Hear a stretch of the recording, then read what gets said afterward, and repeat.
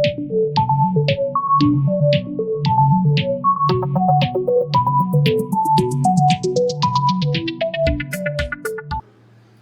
Student, জি ক্লাসেসের digital প্ল্যাটফর্মে তোমাদের সকলকে স্বাগত। আজকে আমি যে ক্লাসটা করতে চলেছি সেটা হচ্ছে নাউন ফ্রেজ। দেখো, ফ্রেজের উপর অলরেডি আমার একটা ভিডিও আপলোড করা আছে। তোমরা সেখানে ফ্রেজ কি, ফ্রেজের যে সমস্ত ফিচার্সগুলো আছে, কত প্রকার এটসেট্রা, তোমরা সেই ভিডিও থেকে দেখে নেবে। এখন তোমরা শিখছো আমার কাছ থেকে নাউন ফ্রেজ। প্রথমেই দেখে নিই নাউন ফ্রেজ কি জিনিস।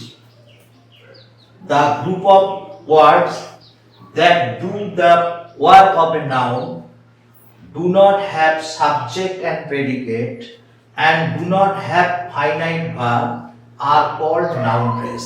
তোমাদেরকে বলেছিলাম এ গ্রুপ অফ ওয়ার্ড যেটা একটা পার্টস অফ স্পিচের মতো কাজ করে, আর স্বাভাবিকভাবে এ গ্রুপ অফ ওয়ার্ড যেটা নাউনের কাজ করে সেটা নাউন ফ্রেজ। আর ফ্রেজ মানেই তার মধ্যে কোনো সাবজেক্ট থাকে না, প্রেডিকেট থাকে না, ফাইনাইট ভার্ব থাকে না।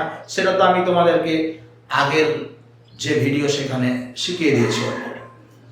অতএব এ গ্রুপ অফ ওয়ার্ড যেটা নাউনের মতো কাজ করে সেটা হচ্ছে নাউন ফ্রেজ। এই সেন্টেন্সটা দেখো, travelling by train gives me great pleasure. এই যে ট্রাভেলিং বাই ট্রেন, এই অংশটা হচ্ছে ফ্রেজ। এটা দেখো, গিভস এই যে ভার্ব, সেই ভার্বের সাবজেক্ট। কোন সেন্টেন্সের ভার্বের সাবজেক্ট হচ্ছে নাউন। তাহলে আমরা যদি এবার এই ট্রাভেলিং বাই ট্রেন এই ফ্রেজটাকে স্টাডি করি, কি পাবো? এর মধ্যে দেখো কোনো সাবজেক্ট নেই, এর মধ্যে দেখো কোনো প্রেডিকেট পার্ট নেই, এই ট্রাভেলিং বাই ট্রেন এর মধ্যে কোনো ফাইনাইট ভার্ব নেই, কিন্তু এটা কি does the work of a noun. কেন না? গিভ ভার্বের সাবজেক্ট।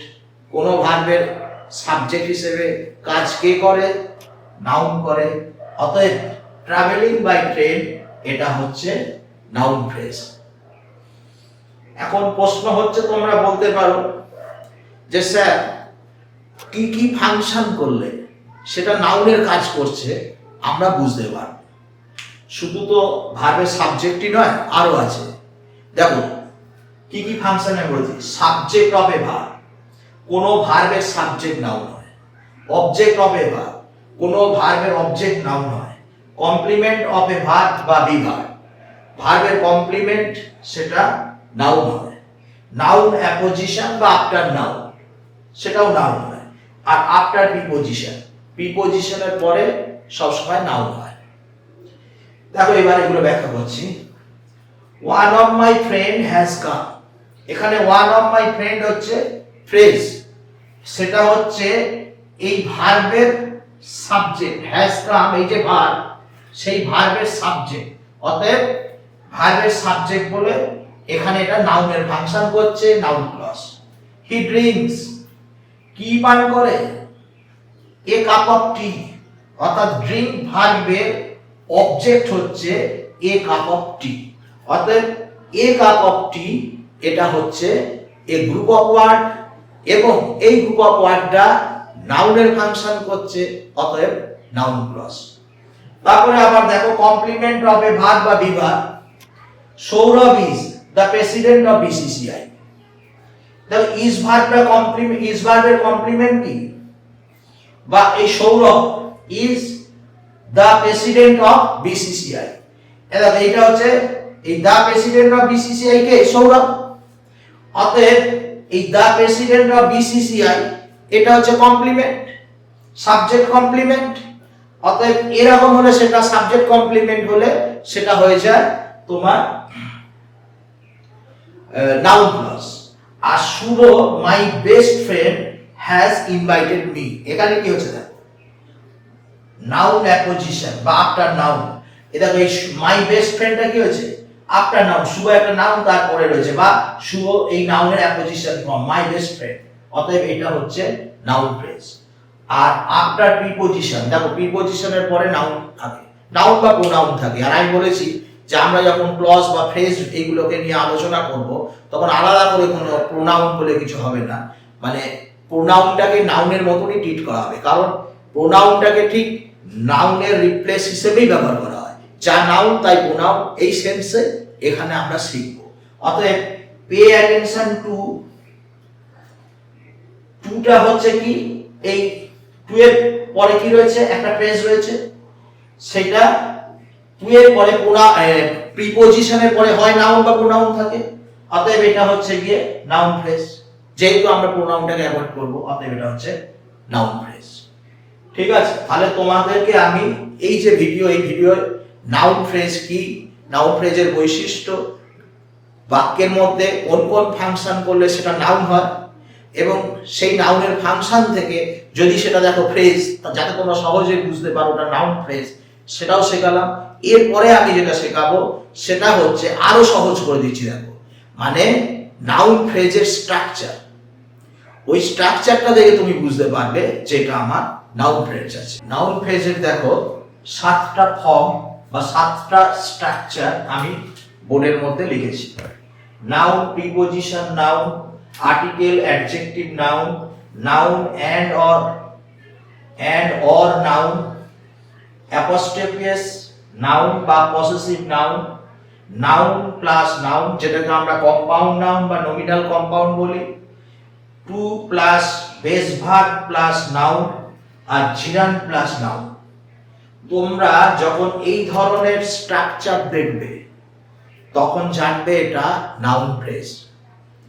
নাউনের ফাংশন দেখে ধরতে পারবে নাউন ফ্রেজ, এই স্ট্রাকচারগুলো দেখে ধরতে পারবে নাউন ফ্রেজ। অর্থাৎ এই একটা ফ্রেজ যেটা অনেকে মনে করো তোমরা বেশ জটিল, সেটা খুব সহজে একটু প্র্যাকটিস করলে তোমরা ঠিকঠাক উত্তর লিখতে পারবে। এবার একটু ব্যাখ্যা করতে দেখো। নাউন, প্রিপোজিশন নাউন, এখানে যে লাল কালিতে লেখা ওয়ার্ডগুলো হচ্ছে গিয়ে, এই যে ওয়ার্ডগুলো, এইগুলো সব হচ্ছে noun phrase. The carpenter repair the broken leg of the table. এই noun, preposition noun, noun, preposition noun, article, adjective noun. The হচ্ছে আর্টিকেল, পুয়ার হচ্ছে অ্যাডজেক্টিভ, বেগার হচ্ছে নাউন। ঠিক আছে, noun and or noun, he works, day and night, day noun and night noun, noun and noun, apostrophe s plus noun বা possessive noun, Reena's behaviour. দেখো রিনাস অ্যাপোস্ট্রোফিয়াস এটাকে বলা হয় পসেসিভ বিহেভিয়ার। এই যে পোরশন, এটা হচ্ছে তোমার এরকম স্ট্রাকচার হলে সেটা হচ্ছে নাউন ফ্রেজ। আবার দেখো noun plus noun, he has bought a table fan.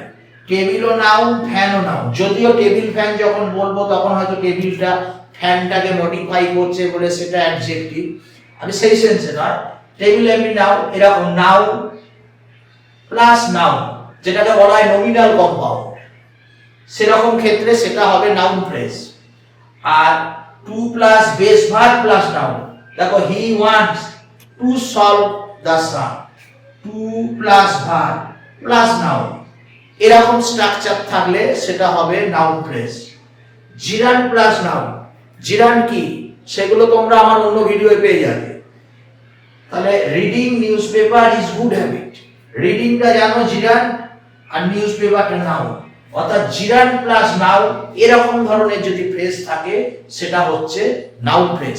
আমি এই ভিডিওয়ে নাউন ফ্রেজ নিয়ে তোমাদেরকে একটা কনসেপ্ট দেওয়ার চেষ্টা করেছি, এবং আমার এই ভিডিওটা যদি তোমাদের ভালো লাগে তোমরা অবশ্যই আমার চ্যানেলটাকে সাবস্ক্রাইব করবে, এবং যদি অলরেডি সাবস্ক্রাইব হয়ে থাকে তাহলে ধন্যবাদ। তোমরা অবশ্যই তোমাদের বন্ধু বান্ধবদের বা তোমাদের যারা আরো ক্লাসমেট আছে তাদেরকে তোমরা আমার এই ভিডিওটাকে শেয়ার করবে, যাতে আমি এই যে ডিজিটাল প্ল্যাটফর্ম, এই লকডাউনে তোমাদেরকে একটা অল্টারনেটিভ টিচিং দেওয়ার চেষ্টা করছি, সেটা আমি যাতে আরো মানে এন্তুর সাথে এগিয়ে নিয়ে যেতে পারি, সেটার জন্য তোমাদেরকে বলছি অবশ্যই আমার চ্যানেলটাকে সাবস্ক্রাইব করো, শেয়ার করো, কমেন্টস করো। ধন্যবাদ।